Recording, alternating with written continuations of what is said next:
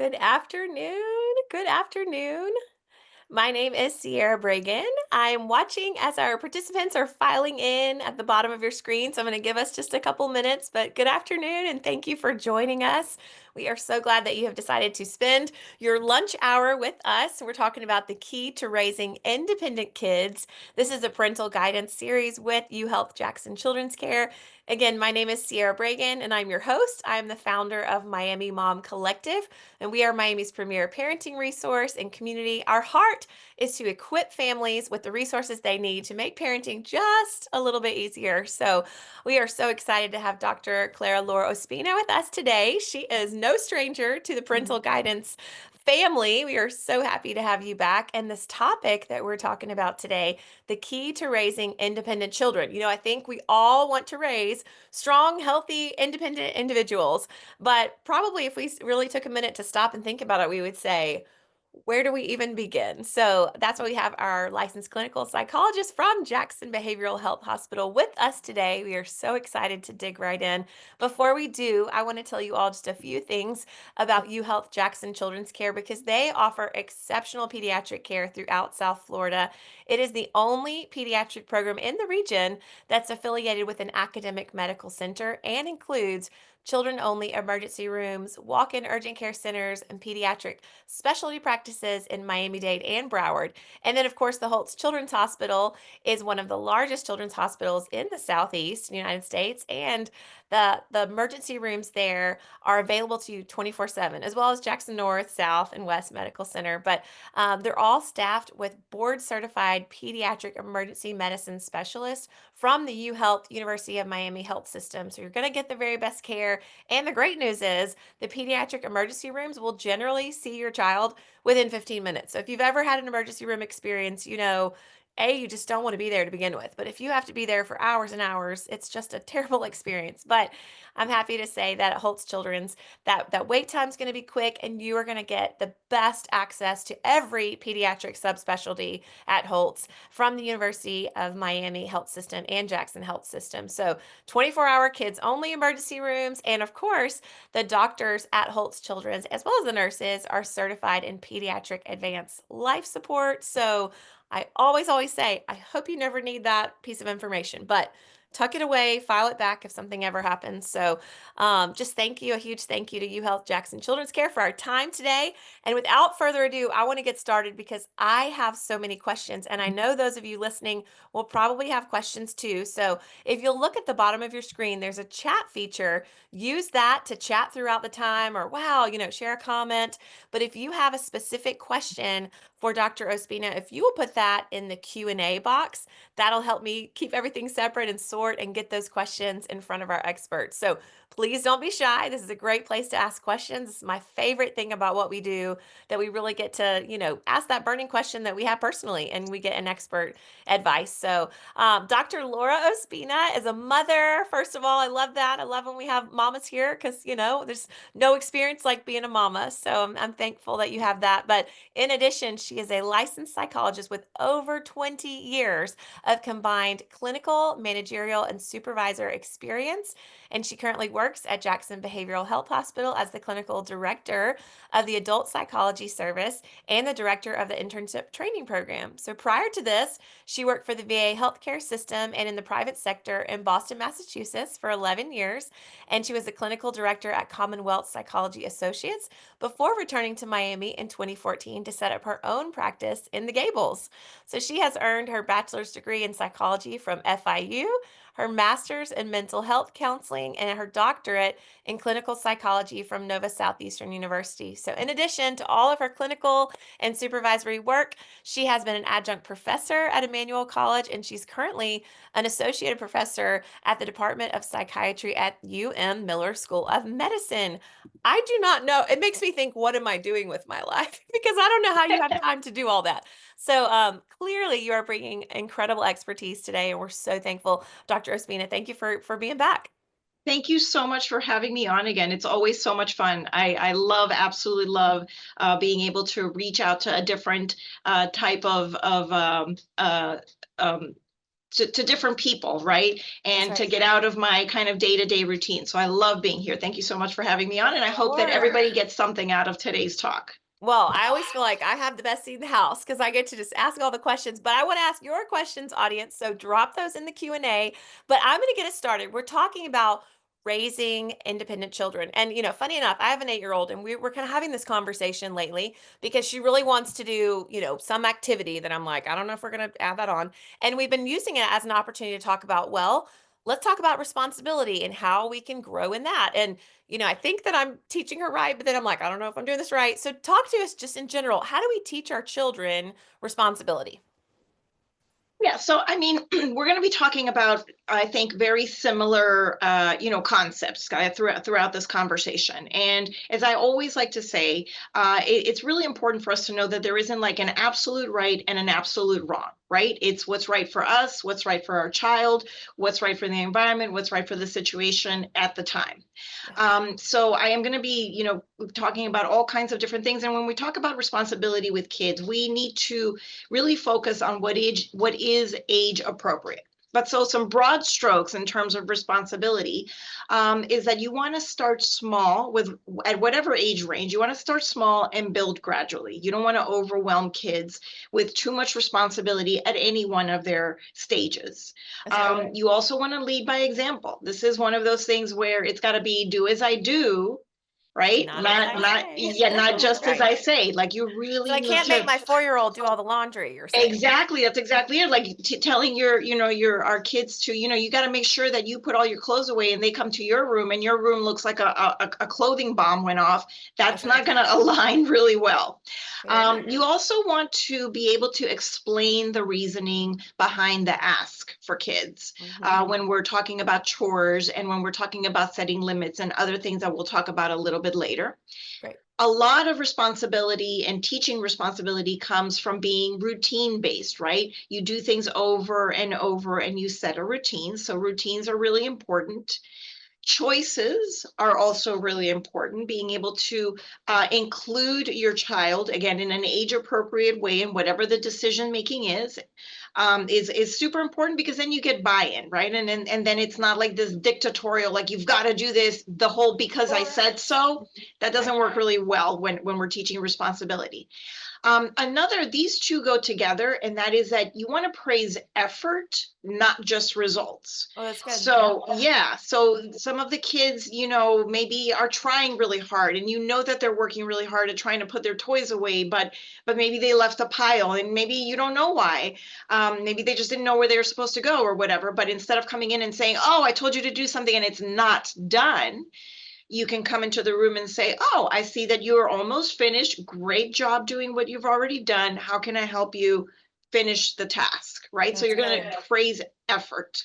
That's And good. then you're also going to introduce natural consequences. So when it comes to consequences, this is one of the things I think we as parents struggle the most with, right?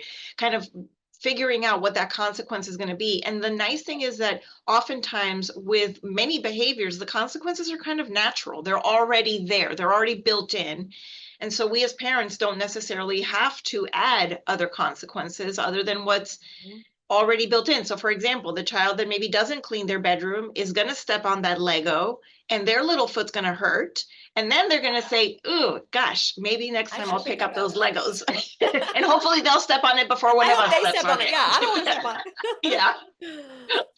Oh, that's too good. I love what you're saying too about praising the effort because I realize I'm like I praise like thank you because I'm just thinking in goal. Sometimes I'm like I just want the bed made, Yeah. but thinking like praising them along the process Yes. is Yes. gonna help them get there. That's good. That's a good Yeah. nugget. Yeah.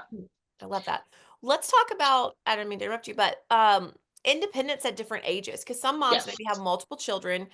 I'm Yes. guilty of this where I expect my 6-year-old to do what my 8-year-old does because I'm just an 8-year-old thought. And I'm like, no, Yes. I need to like adjust it. So what does that look like, healthy independence at different age appropriate stages? Yeah, so this is super super important, and again, for in those homes where there are children of different ages, it could create a little bit of conflict because it's like, oh, why doesn't Tommy have to pick up his clothes and brush his teeth and feed the cat? And it's like, well, Right. because Tommy's two. Yeah. right? Tommy's two. He'll do it later, right? Yeah. So yes, that can be a problem. There's another thing that I want us to remember when we're talking about, what does healthy independence look like at different ages, is that our kids are not exact replicas of who we were at their Mm, age. mm, And the reason I mention that is, and actually it's a very personal reason. I have a son. I have a 12-year-old son, and he's a very different. First of all, he's a boy, right. and secondly, he's just a very different kind of child than what I was when I was Right. his age. We're Hmm. very different, and so when I look at him, I sometimes have a very difficult time relating to what he's going through because we're just very, very different. And so for me, I've had to work really hard to be able to manage my expectations to who my child actually is, not That's who good. I wish he Want was them to in be. some sense, or who I Mm. expected him to be in some That's other good. sense. So Well, that's really, good. this is very, very age dependent and child dependent. But again, some broad strokes are between like 0 and 2 years. What healthy independence looks like is that that's when kids are really building their secure attachment to us, to their caregivers. And so we actually promote independence by giving them secure boundaries, Hmm. and allowing them to explore their environment in a safe way, right? So I have this great example again from my son. When he was almost around two, between 2 and 3, we were away at a restaurant. We were having dinner at a restaurant, and it was late, so we were the only ones in the restaurant. It was my mom, my husband, myself, and my son. And the restaurant had candles. They had low tables, and they had candles on the tables. And he kept wanting to go up to the candle and touch the candle. And Hmm. and the three adults were sitting here because we had had dinner. We were just kind of sitting and resting, and he kept walking over, and he kept going like, eh? And all of us kept saying, don't touch the candle, you're going to get burnt, don't touch the candle. But none of us got up, none of Yeah. us went to move him from the candle. We were verbally guiding him, Right. and guess what he did? He touched the Touch the candle. candle. He and probably and didn't do it again, did he? and his little finger, and that's exactly it. We all knew, yeah, I mean, if he touches the candle, it's not going to be a major deal. He's going to get a Yeah. little burnt, and Yeah. these are the natural consequences, right? Right. Right. and Right. so and so we want to explore. But if I had a child, the same child, and we were at a pool, and I kept saying, don't get close to the pool, that's different because Yeah. the natural consequences there Is much have great, significant. exactly. So Yeah. that Awesome. was age appropriate for them, you Oh, know that's a good example. yeah. So again, you want those natural consequences to be age appropriate, and you want to allow them to explore their environment, within those boundaries. Then between 2 and 5 years, which we call early childhood, this is when they are practicing the whole saying no, right? We've all, Mm. the no, and that's all they want to do is say no, no, no. And that's okay, right? That's okay. We want to start giving them safe choices. And again, this is sometimes people go overboard with the choices. And I'll give Right. you a perfect example. Instead of saying, what do you want to eat? Right? Because you think, oh, Right. this is what I'm supposed to be giving my child, choice. And because then the child will say, I want to eat French fries and ice cream. And now you're like, Right. oh, well, that's not really, that wasn't really It part of wasn't a choice. Yeah. right. That wasn't part of the But I gave you menu. free reign. Right. So Yeah. then you give them limited choices, right? Do you Yep. want to have the chicken, or do you Yep. want to have the pasta? So they're exercising choice, but again, within, Within that reasonable safe boundaries boundaries. for their age. And at this stage, we're fostering confidence and autonomy. So I can Mhm. do things, and I can do things by myself. Okay. Mhm. Mhm. Then that middle childhood, which is around 6 to 12 years old, is when they are doing a lot more independent work, and you're allowing them to like pack their school lunch, as prepare some snacks if they want. They're expecting, the expectation for maybe them to finish their homework, That's good. and things like that. So at this stage, we're teaching them problem solving skills. So we're letting them again fail, right? I hate used letting Right. them fail, but letting them, Safely, yeah. yeah, exactly. And then again, we're encouraging more extracurricular activities. So in those 6 to 12 years, that's when we are seeing them maybe have play dates, where you drop them off, get together with friends, have parties, different types of parties, different types of get-togethers, maybe movies and things like that. That's right. Always being, providing consistency. in terms of the boundaries with and building on what we talked about before, right? You're going Mhm. to explain what you're doing. You're going to get their input and their feedback, but you're also encouraging that independence. And then, Mhm. 13 to 18, those kind of tween to earlier, later teen years, then their independence is a lot more is behaviorally they have a lot of independence, and now you're giving them more independence of thought, so more independence in terms of forming their own identity, decision making, managing their own responsibilities. Maybe they're Mhm. starting to do get a part-time job or do a little babysitting or things that are again we're supporting their efforts. This is an age where privacy becomes a commodity for them. And so respecting their privacy is a thing, and it can be a real challenge for parents because culturally, sometimes that's not maybe how we were raised, right? There is no Right, right. privacy. But that is a need. That is a need of older teenagers is to have privacy. And so Mhm. that what parents want to do at that point is, offer guidance, but without being overbearing, Right. and being able to support their efforts at challenging navigating challenging situations on their own. They will come to us for help, but that's also when they're going to their cohort, to their peers, Right. for more help and support. Oh, that's good. Yeah, such a reminder, the different stages, because we can kind of Yeah, get locked into one yeah, and not know where we're headed to figure out, yeah, okay, how am I, kind of moving the guardrails a little bit to prepare them. yes, All right, this is yes. a question that I received two people in the audience, and then I had the thought too, because I have a sweet little strong, independent, almost 3-year-old, and we're all in the I do it myself. I do it Hmm. myself, and I'm all for you can put your shoes on or your sandals or, Right. and giving her choices, but and these other parents as well, like letting them fail, but how do you handle the frustration? Or I have this other mom has a 3-year-old, knows the limits, but then he wants what he wants or nothing else. So how do you kind of so that you don't get in this power struggle in this Yeah. meltdown situation? Yeah. So power struggles are the worst. They're the absolute worst. And it's going to happen. It's going Yeah. to happen. We are going to get into power struggles. So again, it all depends on how your child has been. And this is why it's so important to start early with the communication, right? It's all a Mhm. negotiation. Even with younger kids, it's a negotiation. Right. However, it's a negotiation with the clear understanding that you have the final say. You, as the That's right. parent, have the final say. And that can be really difficult because then we're getting into tantrums and things like that. Mhm. So you want to be able to, tell your child in the language that is appropriate for them. I am going to allow you to make choices, but Mhm. I'm not going to allow you to choose anything that you want, That's right. right? Because the limits are there to protect you. The limits Right. are there to help you.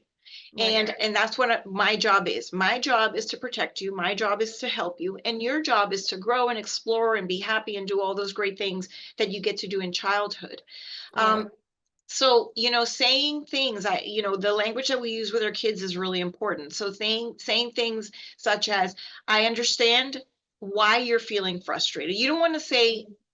I caution parents from saying, I understand how you feel, because Right. maybe you Okay. don't quite understand how you feel, or Right. they don't Right. know that you do understand how you feel, but you can say, I understand why you feel what you're feeling.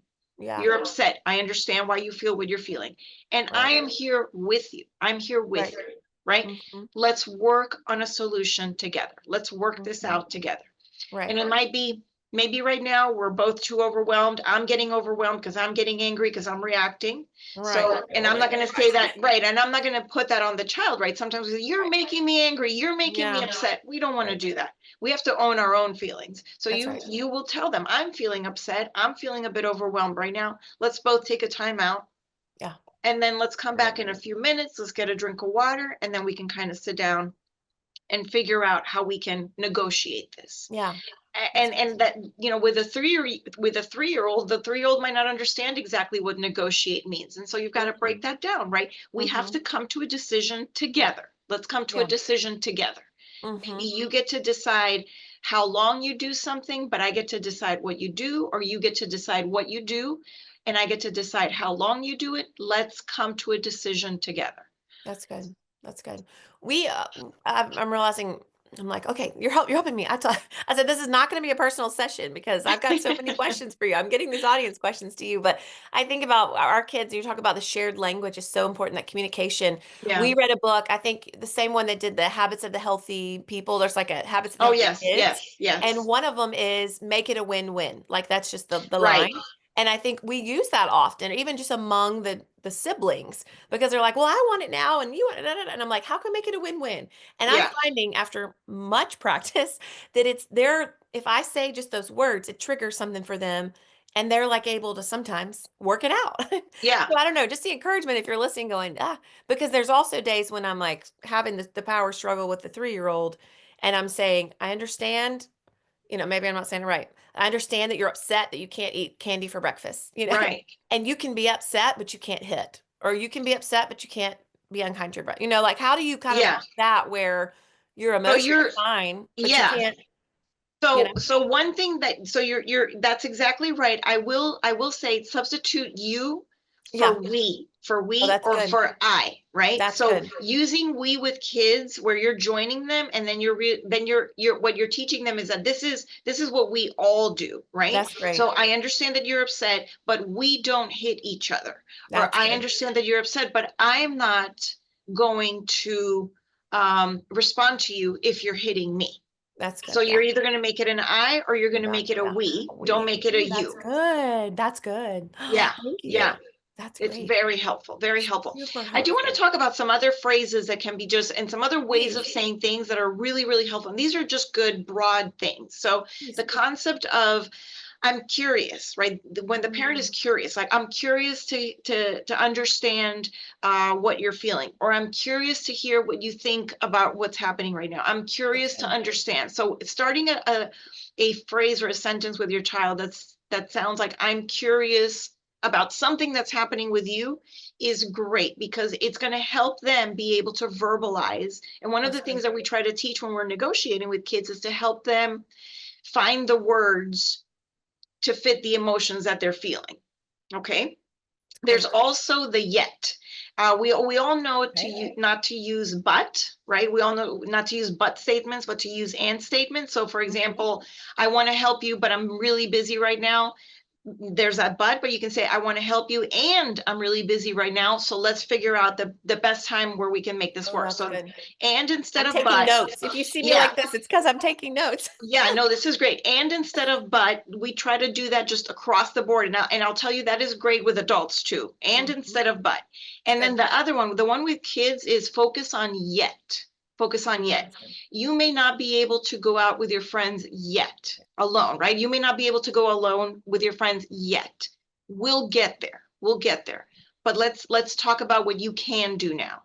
That's Right? great. Let's talk about what you can do now. And then also with them, if they're frustrating, they might come to you and say, well, I'm not good at I don't know, I'm not good at baseball and I'm not a great baseball player. And then you can say, well, you may not be a great baseball player yet, Hmm. and let's figure out ways that you can practice more, whatever. So yet is a great way to That's help great. kids work towards that growth mindset, and towards that future orientation of, praising the effort, praising That's good. what's to come, and also things that you may not be able to do yet or have right now, Yeah. maybe are coming in the future, and teaching a little bit of patience. Oh, that's great. I feel like as a parent, I'm guilty of, well, it's okay. You're not good at baseball. You're great at basketball. And we just boop, and shift it over. And then, well, then they take, oh, I'm terrible at baseball. Well, I'll just never do Right, baseball. we're just going to give up. We But give up help on them. things and we try other things, Yeah. right? Wow, that's good. That's good. Here's another audience question, Dr. Ospina. How do you manage frustration with a 3-year-old who's struggling with a speech delay? She said, sometimes we as parents don't understand what he's trying to say, but he's in therapy and he's showing progress, and we don't want to make him feel bad if we're like, what? So how do Yeah. we, kind of help, again, celebrate that progress? But what Yeah. would you say to encourage this family? I would definitely say work with the therapist, right? To see what the therapist is saying. But again, in broad general strokes, it is okay to say, I'm having a little bit of a difficult time understanding what you want. That's good. So can you please help me understand? Mommy needs a little bit of help understanding what you want. And I want to give you, right? I am here with you. I'm here with you. I'm here for you. That's good. So help me understand what you want so mommy can help give you some of what you want, That's right? good. That I think we're human. We're Yeah. human. And if Yeah. that child is struggling with language, then maybe it's show me. Take me, Yeah. right? Take me and show me. That's Take me good. and show me. If they can write, if they can draw, can you draw for me what you want? Anything that any way that you know that you've been learning with your therapist to have alternative ways other than verbalizing, That's great. then that can be really helpful. And kids love to be helpers too. I feel like I Oh, don't they think do. to Yes. solicit their help more because even Yes. when I'm like, we got to get to the car and we're running late, Yeah. instead of get to the car, get to the car, I'm like, I need your help. We got to get our Hmm. things and we got to help me, whatever. Yeah, That's great. That's a good absolutely. reminder. Let's talk about making decisions independently. How can we encourage a child to start making decisions independently? Yeah, so one of the ways, like, again, is to set them up, for that decision-making matrix early on, right? In Okay. terms of the little things do you want to wear the blue shoes or the red shoes? Hmm. And then as they grow up and get older, you want to emphasize that they do have some independence and some say, but that you're still there to provide some guidelines, so Right. provide opportunities for them to try new activities, and Hmm. tackle different challenges, and also teach them that it's okay to fail. Not only is it okay to fail, but another one of those like magic phrases is when a child does make a mistake, that you and we all know this idea of the growth mindset, right? Right. And I can talk a little bit more in depth as to what that means. But you want to say to a child, it's okay that you made a mistake. Mistakes happen. Hmm. What do you think we can learn? What do Hmm. you think we can do differently so that next time you get better results? That's good. And so making decisions independently and building their self confidence kind of goes hand in hand. So Hmm. providing a lot of feedback, so providing the choice and then providing feedback on those choices. So when they make a decision that is aligned with, either the values that you have or the task that was required, that you say, that was really good decision on your part. So you Okay. actually want to praise the actual decision. Validate That was that. That's a good. really good decision on your part to eat your veggies first and maybe, I don't know, eat your hot dog later because sometimes you struggle with eating your veggies, but you got that done. Great job on Good eating job. those veggies first, Mhm. Oh, that's great. That's great. Yeah.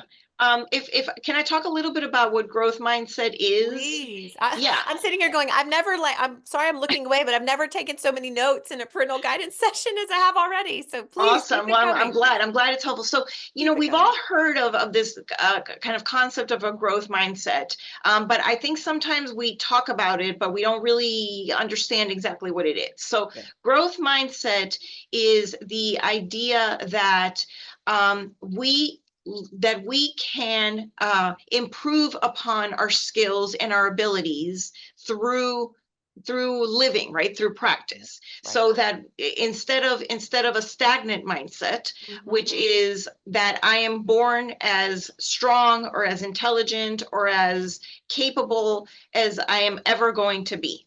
Right. And so it's really important to maintain and enforce that idea of a growth mindset with kids, Hmm. because they if they don't see the potential, right, if they don't think that you see the potential in them, then they will not meet any expectation. And kids really do rise up to expectations.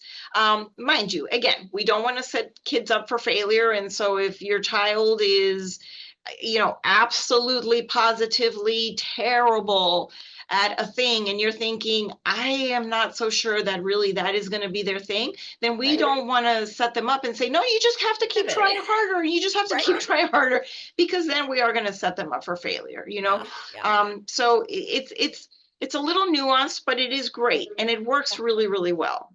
That's great. No, that's great. I think we talk about it a lot as adults and we think, oh, I want to have a growth mindset, but we Yes. forget to, like you said, equip our children with those skills now. So Yeah. that's just an ongoing conversation that they're growing into. Like everything, it's just we're scaffolding them a little bit further Exactly. down every year, Yeah. or Yeah. along the development lifespan. Okay, here's another one from our audience. What tools can we use to encourage children to be more communicative and open about things that are concerning for them? She has a 7-year-old, so she's like, how Yeah. can we keep that door open so they feel like they can communicate? That one of the really nice things, if you can do this, is a bedtime routine. That it takes, I don't know, 5 to 10 minutes. If you can spend a little bit of time kind of in the winding down stages of the day, where again, I talk about this notion of being curious with our kids, Mhm. that you can say to them, and you can make this a routine. I'm curious if there is anything that happened today that you would have liked that it went differently for you. Mm, that's a good And question. so instead of saying what's wrong, right, that's kind of a long way of saying what's wrong, but sometimes when we say Mm-hmm. what's wrong, Curious. yeah, wrong is like the kid is going to hear like, what problem do you Like, did have? it And measure maybe up again? and Or maybe yeah. they're not seeing it as it's a problem or that it's wrong, but just that some things, there's a difference between something being wrong and something being not right.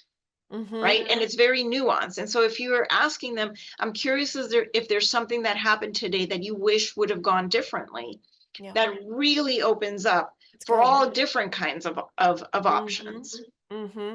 And I think that encourages more open communication about what may be bothering them. That's good. Something about that little pillow talk at night too. Like they just kind of open up. Yes, Like yes. that's good. That's a And great question. it's That's a great. really nice way, because then if they do mention something, when kids tells a problem, one of the things that we tend to jump into, because we're parents, is that we want to make it better. Well, Yeah. did you try this, or did you say that, or it's going to be okay, Right. or we just kind of want to put the band-aid on it and make it better. Yeah. And so we don't want to necessarily jump to that. We want to let them, we want to explore, and then we want to try to reflect what the feeling might have been. That's good. So So they'll good. tell you what it is, and then you try to pick out the feeling word. They might say, Susie came over and she spilled her drink on me, and I got so angry because it was my new sweater, and I was scared that you were going to get mad at me. Mm, Oh my gosh, it sounds like you were really angry with Susie and you were worried that I was going to get upset with you. mm-hmm. So all I did was reflect what the Just child way back. said, That's good. but that reflecting makes the child feel really, really heard, Yeah, you that's know? good. And you Mm, don't necessarily want to offer solutions. You just want to say, I'm so glad that you told me about this. mm, I mm-hmm. hope tomorrow you can have a better day, Mm, and let me know if there's anything else that you want me to help troubleshoot, right? So you mm-hmm. want to ask them basically, do you need help figuring this stuff out, or do you just feel better talking about it? Yeah, We don't want to that's good. necessarily jump to giving Dive into. solutions That's good. if maybe the child isn't looking for solutions, That's good. right? That's good. And that can be difficult to do because we want to protect them. That's good. We should probably take that advice in conversations with our spouses too. Sometimes Oh, maybe they don't want yes. us to fix it Well, it's either. and our spouses, because actually between men and women, like women, we tend to be better at just listening, Yeah, whereas men are listening for the thing that they can right, fix, right, right? And right. so with kids, we don't always want to listen for the thing that we can fix. We That's just good. want to listen. Listen, that's Yeah. good. Simple things, but profoundly Yeah, challenging at yeah. times to put into practice because we get going. So many good questions coming in from our audience. While we're on the topic of bedtime, and I think we could have a whole episode about this. I really think we could have a whole episode about bedtime. So Yeah. we won't camp here long, but someone said, speaking of bedtime, how do we work to transition our kids to do that independently? Like when is that kind of more appropriate so that it doesn't require, so much time? Yeah. So it varies by child. Right. It varies by child. However, that kind of bedtime independence really starts almost at the minute that you put your child in the crib, right? Yeah. Yeah. I know we have some parents that do co-sleeping, and that maybe takes a little bit longer to have that child sleep independently. But as soon as the child begins to sleep independently, then you want to create a bedtime routine pretty much from the get-go. And Mhm. bedtime is one of those times, and I will say this for children, as well as for adults, we never break out of this, where having a routine is incredibly important, That's good. because what the routine does is it tells our brain We are preparing to do this thing. That's good. And we pay more attention to that during the day. For example, like in the morning, we all tend to have more of a morning routine. Like I get up, Mhm. I take a I get shower, I dressed. brush my Yeah. teeth, I eat my breakfast, I blah, blah, blah, I read the, and I go.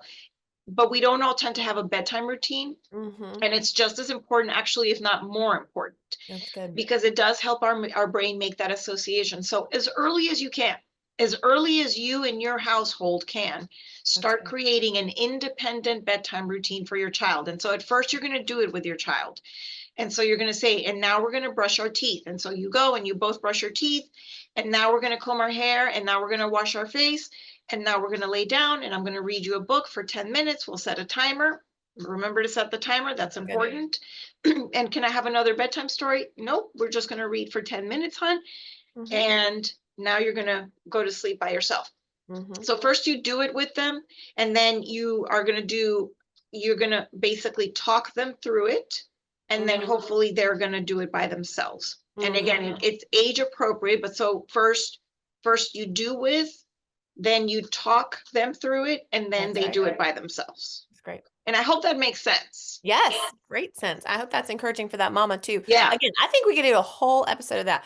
Asking for a friend. Say you have a 3-year-old who, was an immaculate sleeper. And you can go through these seasons as parents where you're like, okay, dad gives extra cuddles or mom gives extra cuddles one night, and then now all of a sudden we need extra cuddles to go to Yeah. bed. Yeah.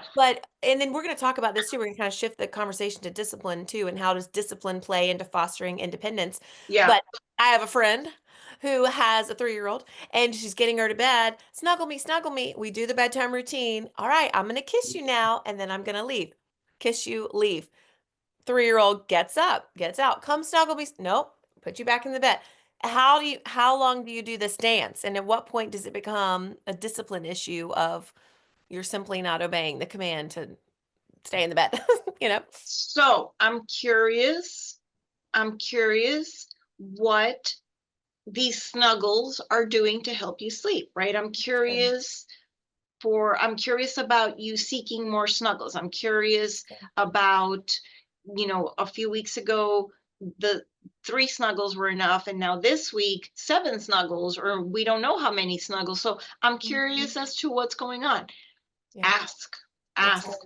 We've gotta have their input. I don't know, mommy, I just want the snuggles. Okay, I get it. Yeah, yeah, However, right? I can't snuggle you all night. yeah, So some amount of snuggles has to be enough snuggles. So yeah. let's figure it out. Let's Yeah, try that's 4 tonight. Let's try 4 good. tonight and see if that works. That's good. You know? I'll tell my friend. Yes, yes. Have her join the show next time. I know, right? Yeah. If there's any other friends out there with questions, just drop those in the Q&A feature. All right, let's talk about that, the discipline and how that plays into fostering independence. Yeah. So with kids, one of the things with kids, and one of the things that discipline can be such a problem, is that we really are our children's frontal lobes. So our frontal Yeah. lobes are the region of the brain that basically provide all that executive function, which is the part of the brain that tells us, yes, do this, no, don't do that. Mhm. And without those frontal lobes being fully developed, which, just FYI, they're not fully developed until we're 25. 25, Yeah, exactly. yeah. So that's a long We got a time. long haul, mamas. Right. And so discipline is about teaching boundaries, Mhm. teaching kids boundaries and self-regulation. It's about both. How Mhm. to Where is a boundary and how do I self-regulate? And by self-regulate, I mean children are what I call I want monsters. I want, I Mhm. want, I want. Because their frontal lobes are not right. So it's all I want, I want, I want, and it's all about me. And Mhm. so the discipline that we provide needs to be consistent. The rules need to be fair. And as much as you can, you need to be able to explain the reasoning behind the the disciplinary plan, right? Or the Right. disciplinary action. We do, again, anytime that there can be natural consequences, like the little burning of the finger, that's a great thing, because that's not us telling us it's bad. That's life telling Has to you, be hey, handled. that's not a good thing to do. That's Okay. right. And then, discipline plays a really crucial role in again, giving those children that framework that they need. Kids need guardrails. They need that framework in order to understand how to self-regulate, when to self-regulate, and how to create those critical decision-making skills. Mhm. So as we are being our kids' frontal lobes, Mhm. we want to teach them self-control. Mhm. Okay, they need to learn to regulate their own behavior. Like you can't have 25 cookies, right? Three Right. cookies is enough. Mhm. Building responsibility. So, there are expectations and consequences because in life, there are going to be expectations for Yeah, things and there are going to be consequences for not doing things, that's right. you know? Right. So discipline encourages children and teens to take ownership for their actions. That's good. Um, That's good. Again, providing a safe structure. I do want to talk a little bit about how maybe we were disciplined and some of the cultural issues in disciplining as well. Yeah, I do please. want to talk a little bit broader that physical punishment is not a great thing, right? Because physical punishment really touches on the self esteem in a very, very negative way. When Mhm. children are hit, when children are spanked, when children are slapped, it really cuts at their sense of self. Mm. Brings up a lot of guilt and shame for kids, and which are really big feelings that are very hard for kids to manage. Right, right. And so, whatever mistake they made, and the thing is, look, discipline, when we talk about disciplining, what we're really doing is we're trying to correct a mistake. Yeah. And so if you correct a mistake through physical violence, then you're telling that child not only what you did was a mistake, but it was really, really bad. And you Mhm. deserve to feel shame as a result of it. And Mhm. that's not really how we want our kids to integrate discipline into their lives. So you want to support emotional growth. You want to be as verbal, do it verbally as much as possible. We do get frustrated if you find yourself that you are going to lose your bleep, Mhm. extricate yourself. Yeah.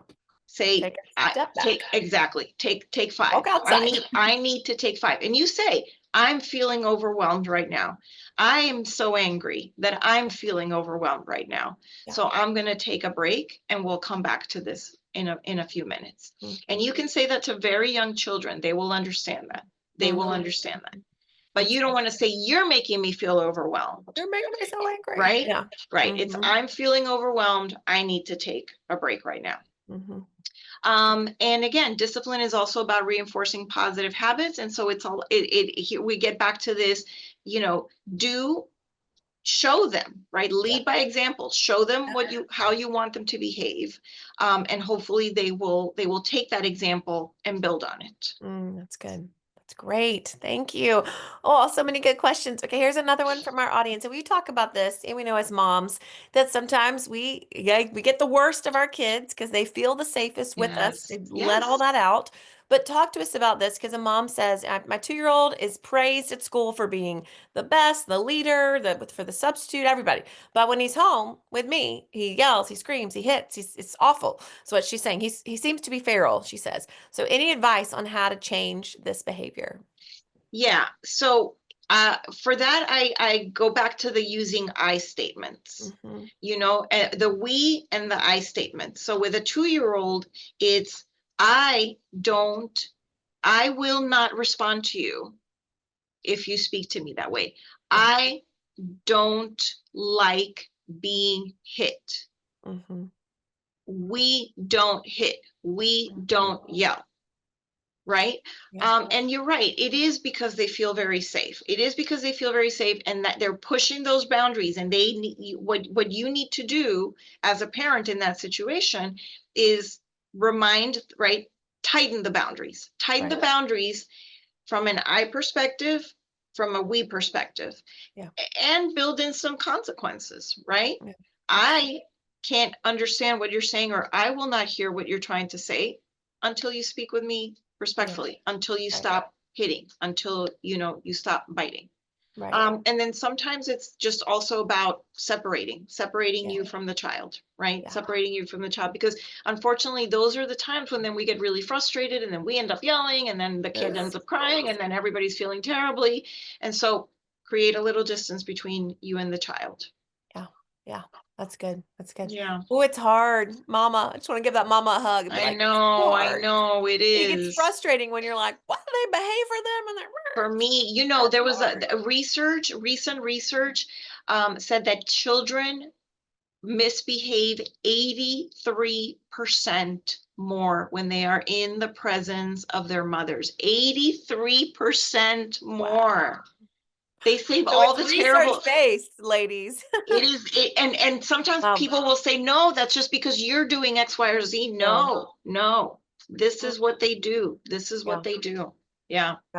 It's, I'm so reminded of how sacred and important this training ground is that we have as mamas with our little ones, and it is not for the faint of heart. I think Yeah. sometimes we enter motherhood thinking we have an Instagram picture of it, and it's just like we got to remember that it is hard. Like we are Yes. raising little tiny humans and Yes. souls, and it's not easy. So It's not. It's to the not. And I mama do. listening And out there, yeah. one more thing I do want to say, Yeah. there are two things that are also really helpful, and they speak a little bit about this part. Like if we do lose it, no, I'm not gonna say if, Okay. When we when do, we lose it, because we we do. all do. When we lose it, come back to your child Yeah. and apologize. Yeah. And I know this can be a difficult one to hear sometimes. I'm going to go apologize to my child. Oh yeah. Yes, yes, you Yes. are. You are going to go say, I am sorry that I raised my voice. I am sorry that I yelled at you. And Mm-hmm. here's a big one. And I know you all know this, but I'm going to say it. Yeah. No, but. No, Yeah. but. Yeah. Because if you But say, you I'm really pushed sorry, me to right, it. I'm sorry that I yelled, but you were just being so Yeah. unreasonable. You were just being so loud. Done. We Yeah. that negates anything. Yeah. So it's just, I apologize for having lost my temper. Yeah. That's one. Another one for that mom, when the child is reserving that awful behavior for you, as soon as the child does something that gets at, at all close to the behavior that you want them to do, you're going to say thank you. Yeah. Oh, That that's good. thank Okay. you is amazing. So That's good. thank you for That's good. having lowered your voice just now. Thank you That's good. for having stopped yelling. Thank you for having backed up. Thank you for any approximation of the desired behavior. Thank you. And I tell you that, and this works really well with husbands too, by the way. Mm-hmm. Um, the whole thank you is amazing. That Yeah. just thank you is such magic.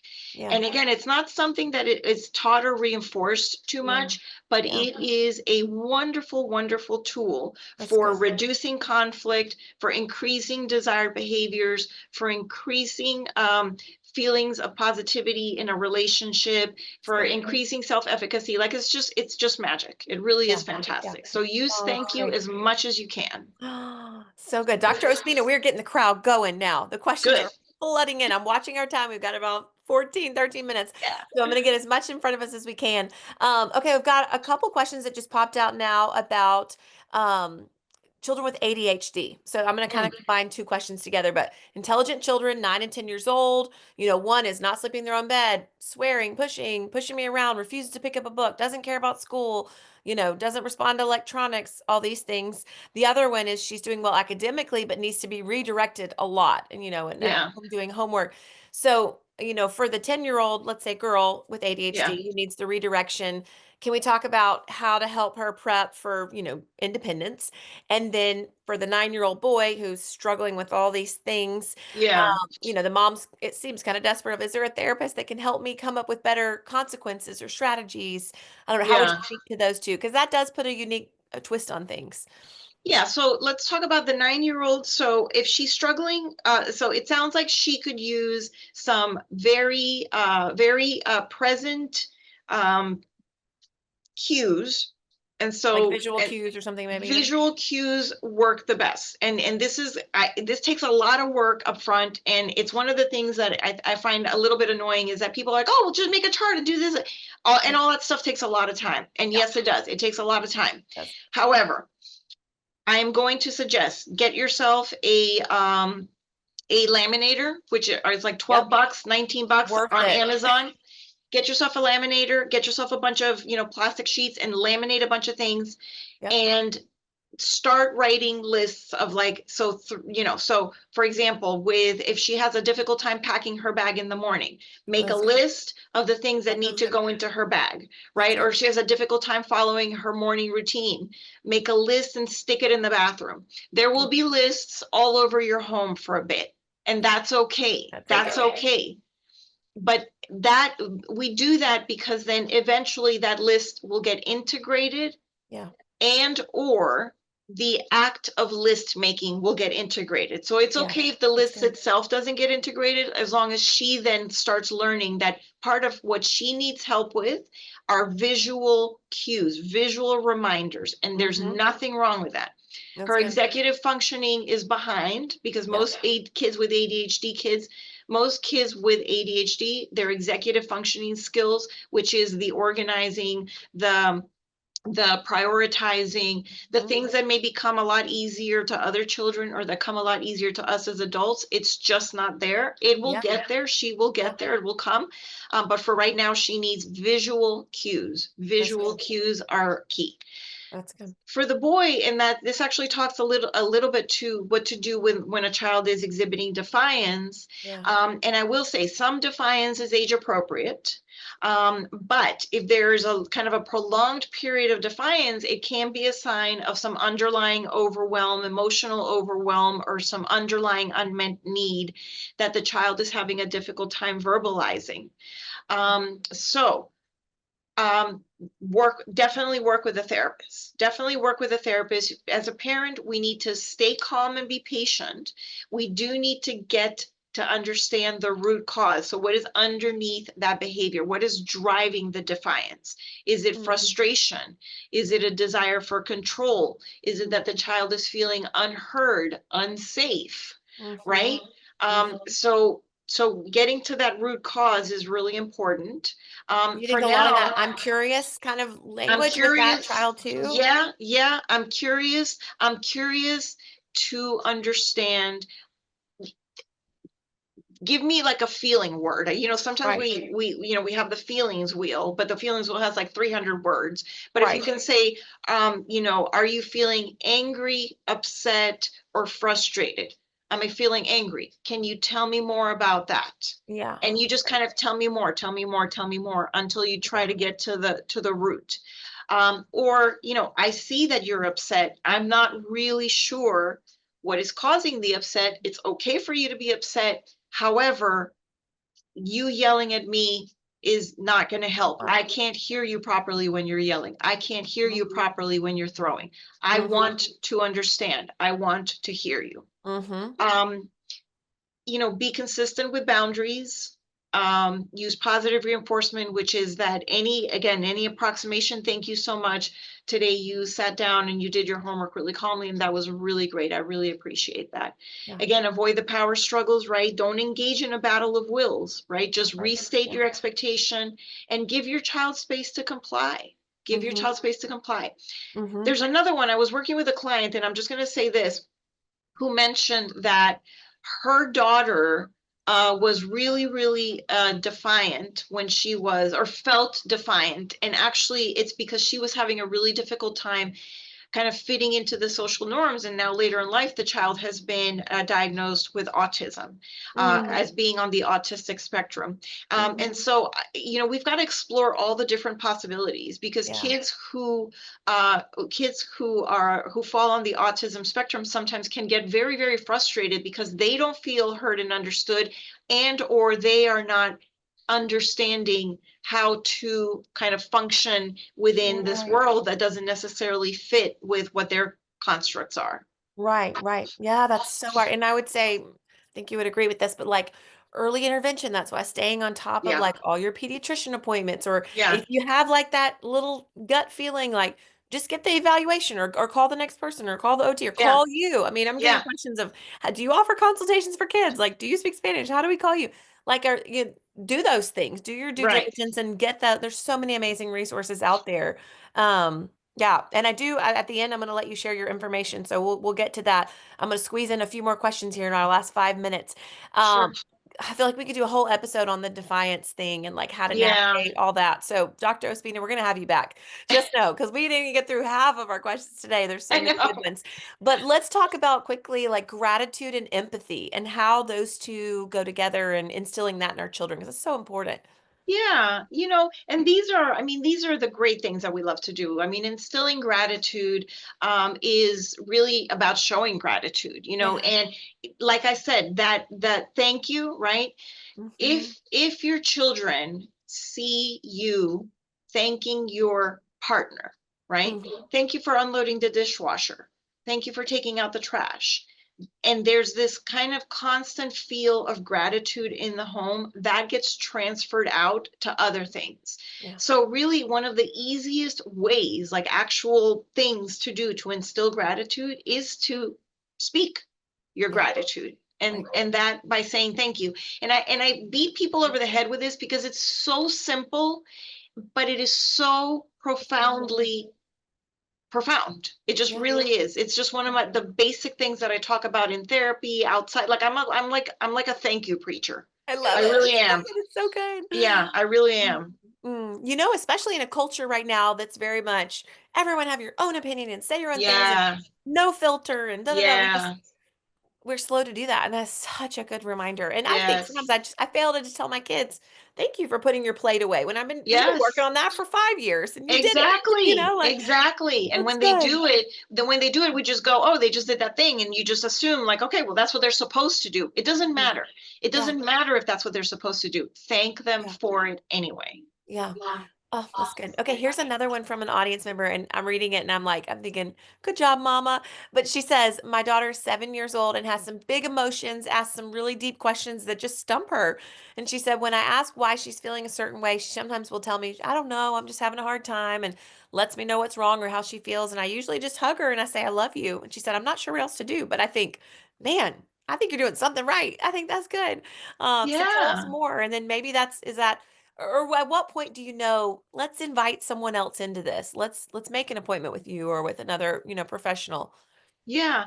So one of the things that I think is really helpful, and again, just I think you've all noticed now I'm big into language. So in addition to why, or sometimes even instead of why, to ask what questions. That's good. So what is bringing this up for you? Yeah, Right? that's good. Versus why are you feeling this way? Because why are you feeling this way? It's like, I don't know, but what brought this up for you is Mhm. more like, oh yeah, well, because Cindy Girl, was what's talking wrong? about blah, blah, Yeah. blah. Yeah. So reframing that into a what question, which is similar to I'm curious as to what That's is good. bringing up these thoughts or feelings for you, is really, really great. That's And good. in terms of, when to seek help, when to seek professional help, when you yourself are feeling overwhelmed, and if you feel Mhm. that you keep trying something, but you keep getting the same result, and that the result is not the desired result, then Right. maybe it's time to reach out. And trust me, I know it can be really difficult to find help, especially for children. I mean, mental health help for children is very, very difficult. I My specialty is actually adults, so I Mhm. myself, I don't treat children, but we do have a pediatric outpatient therapy clinic here at Jackson. Yeah. And I am actually embarrassed to say I don't have the number for it. So I will, Okay, maybe Cindy can search that for us and yes, drop it in the chat. yes, Yeah, yeah. thank you. And if not, I can certainly, you can send it out on your newsletter. But there's lots of, psychologytoday.com. Yeah. Psychologytoday.com is a fantastic resource for all things mental health, Yeah. because in that web page you can sort by your insurance, you can sort by your location, you can Oh, sort right. by language, you can sort by specialty, you can sort Great. by in-person or telehealth, all of those things.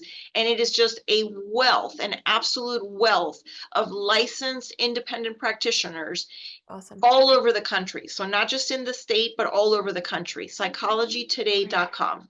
Awesome. Thank you, Dr. Espina. All right, I've got one more audience question. I don't want to overlook it. And it's kind of general, but I think you can maybe give us a crash course. She just said, thank you so much for the wonderful meeting. And that her question is, how can she help her 3-year-old sleep in her own bed by herself? Can you give us like, that's kind of a Yeah, big thing, but maybe a crash, something she can try tonight? yeah. So let's find out again, you know, ask her, so do you want to sleep by yourself? We're going to assume the answer is yes. If the Yes. answer is no, then let's explore, right? I'm Yep. curious what is Make what sure is you have it. preventing you, or I'm curious why. With a 3-year-old you can say why, right? I'm curious Yep. why you don't want to sleep by yourself. If she does want to sleep by herself, then okay, what can I do? Again, ask her, what can I do to help you feel more comfortable sleeping by yourself? Well, I need you to stay here with me. Okay, so here's what we're going to do. I can stay here with you for the first 3 nights, Yeah. or I can stay here with you for the first 2 nights, or Mhm. I can stay with you for an hour, right? Right. And so you have to first build out the whole plan. What is this going to look Mhm. like for, let's say, a 2-week plan? So for the Yeah. next 2 weeks, Sure. this is what we're going to do. Three days with you, 2 days, on the bed next to you, one day. And you're going to have to build out, yes, you're going to have to kind of build out a plan where you are slowly kind of getting yourself out of there, Yeah. and to finish all of these statements with, I know you can do this. I know you can do this. Yes, but it's going to be so hard. And I don't, yes, Yeah, you can do this. and I know you can do this. Mhm. And then we go back to the yet, right? You're not Yep. sleeping by yourself yet. And I know you can do this. That's And right. I know you can do this. And you thank her in the morning when she does it. Yes, exactly. Exactly. I Yes. love it. Yes. Oh, thank you. I know that was a blitz I look, know. but Dr. Ospina has got to get to clients, so we are I so thankful do. that you spent your lunch hour with us. We are gonna, if you need to pop off, you can. I'm gonna put something up Thank on the you. screen here, and you guys can screenshot. Thank you, Dr. Ospina. This was so encouraging. We are gonna have you back.